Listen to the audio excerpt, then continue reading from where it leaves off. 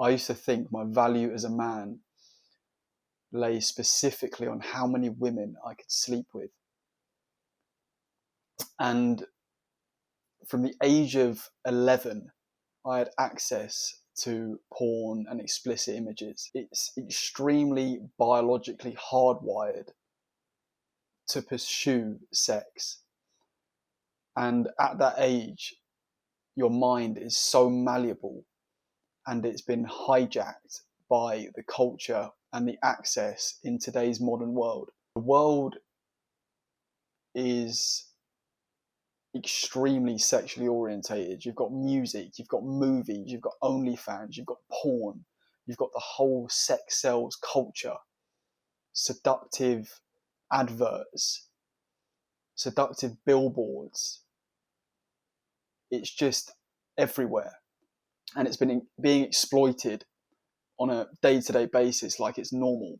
And being sexually undisciplined is something to flex, and it's something that's just normalized now, and it's being so hijacked. And sex is linked to how much of a man you are, and it's so far from the truth.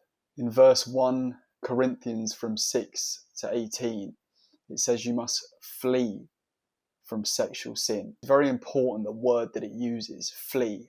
It doesn't say stand there and fight. It doesn't say willpower. It doesn't say discipline. It says flee. And it says that for a reason, because it's so hardwired, and it's such a foundational urge, along with food, your need for water. It's a very foundational survival mechanism.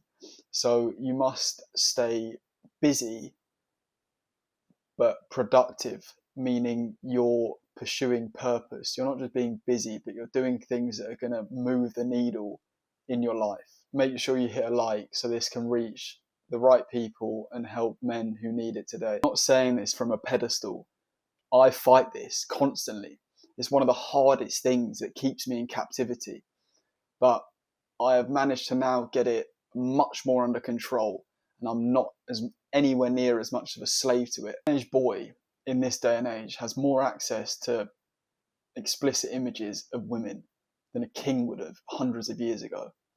And that just puts it into perspective how bad the problem is. Directly linked to how much energy you have as a man and how much testosterone that you have, which then affects how your brain responds to doing hard things and discipline.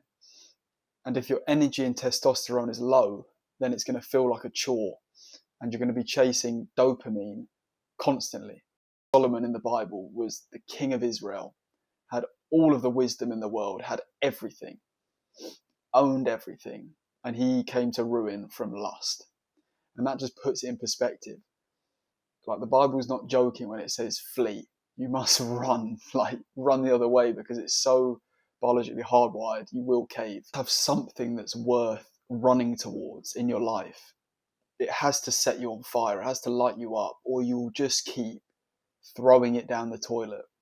Because keeping that inside is life force energy that creates a life. And think if that stays within you for an extended period of time, that's going to fuel your drive and your purpose to do productive and beneficial things for yourself and for others and society.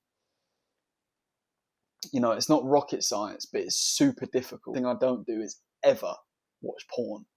That is like brain decay. It's like a ray gun to your brain. Like, that is just so bad on so many levels, and it warps your view on sex, thus warping it on everything, because your sexual control is the foundation for so much in your life. Like, you cannot have a life worth living if you cannot control your sexual desires, because it ruins people's lives.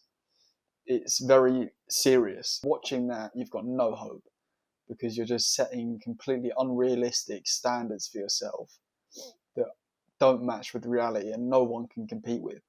And it will just leave you miserable. I feel like marriage nowadays has become quite unserious, but it's extremely serious, because the woman that you marry for you is literally going to determine the trajectory of your life. And this is biblical, as it says in Proverbs 27-15.